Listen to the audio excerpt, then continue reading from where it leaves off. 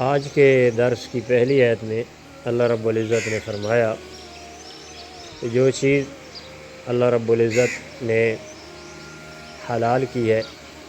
فَكُلُوا مِمَّا ذُكِرَ اسْمُ اللَّهِ عَلَيْهِ، جس چیز پر اللہ تعالیٰ کا نام لیا جائے، اللہ تعالیٰ کا نام پڑھا جائے، اگر تمہیں اللہ تعالیٰ کی آیتوں پر ایمان ہے تو اسے کھاؤ۔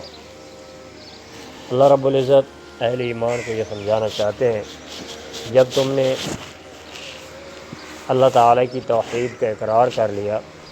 پیغمبر صلی اللہ علیہ وسلم کی نبوت و رسالت کو مان لیا، تو اب جس چیز پر اللہ کا نام لیا جائے اس کو کھا لینا چاہیے۔ کہ مسلمان جو ہے وہ اللہ رب العزت کی حلال کردہ چیزوں کو حلال سمجھتا ہے اور اس کی حرام کی چیزوں کو حرام سمجھتا ہے۔ اب ایسا نہیں ہونا چاہیے کہ جو چیزیں اللہ نے حلال کی ہیں تم انہیں نہ کھاؤ اور جو حرام کی ہیں انہیں کھا لو۔ فرمایا وَمَا لَكُمْ أَلَّا تَأْكُلُوا مِمَّا ذُكِرَ اسْمُ اللَّهِ عَلَيْهِ، تمہیں کیا ہے کہ تم وہ نہیں کھاتے ہو جس پر اللہ تعالیٰ کا نام لیا جائے۔ حلال جانور ہے، اس کو اللہ کا نام لے کر ذبح کیا گیا تو اب وہ حلال ہے، اس کو کھا لینا چاہیے۔ اور بعض جانور ایسے ہیں کہ حرام ہوتے ہیں، اگر ان پر اللہ کا نام لیا بھی جائے تب بھی وہ حرام ہی رہتے ہیں، اس لیے اللہ رب العزت نے ان کے کھانے سے منع فرما دیا۔ وَقَدْ فَصَّلَ لَكُم مَّا حَرَّمَ عَلَيْكُمْ، جو چیز اللہ نے تمہارے اوپر حرام کی ہے اس کو اللہ نے تفصیل سے بیان کر دیا، کھول کر کے بیان کر دیا۔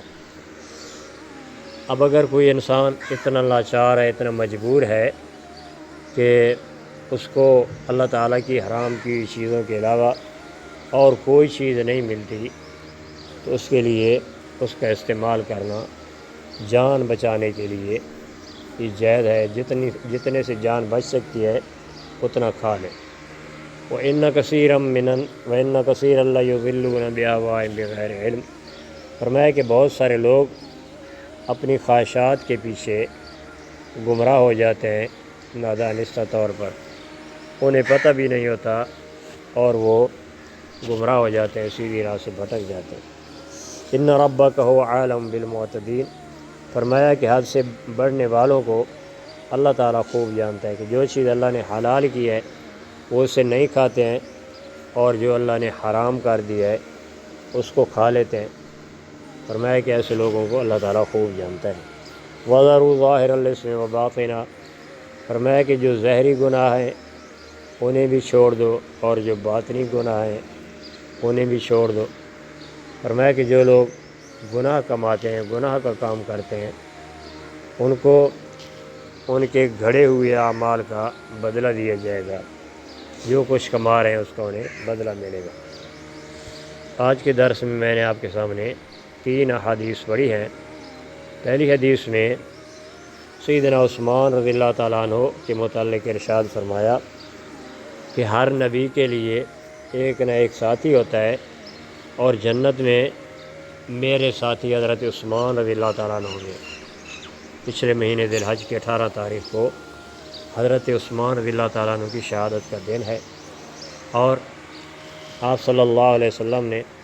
حضرت ابو بکر اور حضرت عمر کے متعلق ارشاد فرمایا کہ حضرت ابو بکر اور حضرت عمر سیدہ کہول اہل الجنہ، یہ جنت کے بوڑھوں کے سردار ہوں گے۔ اس طرح حضرت حسن اور حضرت حسین رضی اللہ تعالیٰ عنہما کے متعلق ارشاد فرمایا الحسن والحسین سیدہ شباب اہل الجنہ، کہ حضرت حسن اور حضرت حسین رضی اللہ تعالیٰ عنہ جنتی نوجوانوں کے سردار ہوں گے۔